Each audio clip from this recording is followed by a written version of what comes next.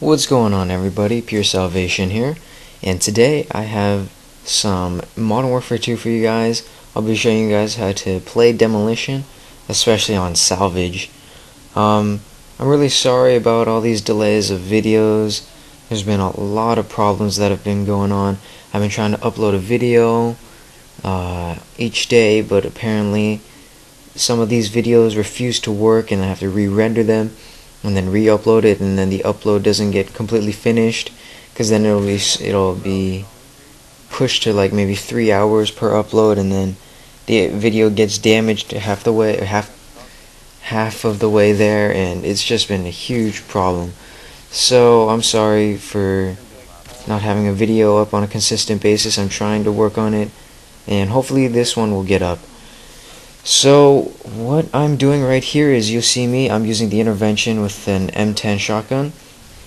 Right here, I'm letting them plant because I want to play this game out as long as possible. And you see this little crevice that I'm looking through?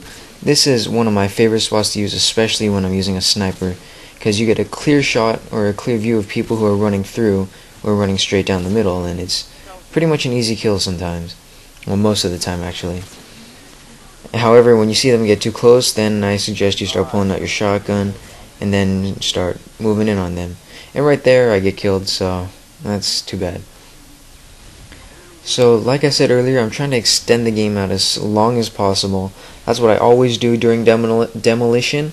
But if you guys really want to win, you can always, well, if anything, I suggest you guys defend A, especially in Salvage, because that's probably the closest area that is to your spawn, so it'd be the easiest to defend. So also, like I said earlier, again, by extending the game, if you want to do that, I suggest, if you're defending, then you let them destroy one area. If you're attacking, then you destroy one area, but do not destroy the other.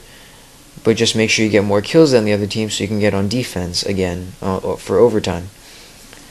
For those of you who don't know, this is pretty much a common fact that once the team that has more kills after a tie, like for example, if the score is 1-1 in a demolition round, the team that has more kills is gonna go into defense, or is gonna defend for overtime.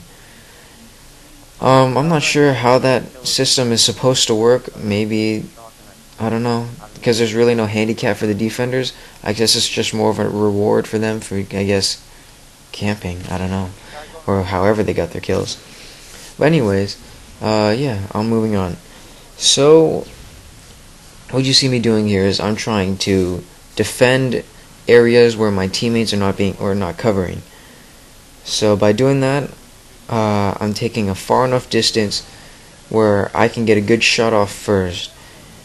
If you ever get too close and you've got a sniper, you're going to be forced to quickscope, and the odds of winning are, against an automatic, are pretty low. So I use that as like a last resort, but I also enjoy doing it at the same time. So if you can, try to get a good enough distance where you can take cover, and I get commandoed, but where you can take cover and also be able to get a good shot off on the enemy. So I am making sure nobody comes down this left flank, because that's probably one of the most vulnerable parts of this map when attacking. It's because it's almost like a maze, and it's a lot harder, and it's a concealed maze actually, so it's a lot harder for the defenders to locate them, instead of like the open range, like where I am sniping at right now. That area is more of open range, so it's a lot easier to see guys and call them out. So I decided I'll let my teammates take care of the open, and I'll take care of this little maze area, and make sure that nobody tries to come down and flank us, because that's how you win Demolition, if you're attacking. This video is very long, so I had to divide it into 2 parts. So this is part 1, just letting you know right now before anybody asks. So right now they're coming down the other flank, the flank that I'm not covering, because I'm killing them and discouraging them from coming down this left flank for us, which is pretty much my job. If they do not come down this left maze area, then I'm doing my job right.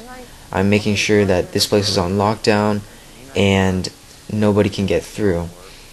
Now, if you're playing Capture the Flag, this area of the map is perfect to capture the flag and run back.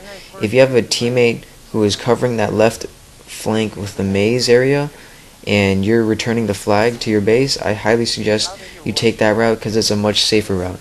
But this is Demolition, so I'm gonna not try to digress too much. So I get my Harriers there, and I'm going to wait to call it in the next round. The reason why I didn't call in my Predator is because I'm waiting for the next round to get it, because it's always easier to get a kill there. And right now, this is pretty much playing Demolition and going for high scores, and while playing the objective at the same time. I guess this is more of the way that people usually take. A lot of other people who are much more skilled than I am will think that they just want to win both rounds straight out the bat, so they just butt rush the bomb, and you know, it works for them. However, I am not as skilled as those people, and I'm just an average Joe, just trying to show you guys how you can play this game the way that you can play it. So right there I throw my Harriers up, and I don't think it does too many things, or I don't think it does too much work actually, but just letting you know, this is a long time ago and I can't remember everything about this game.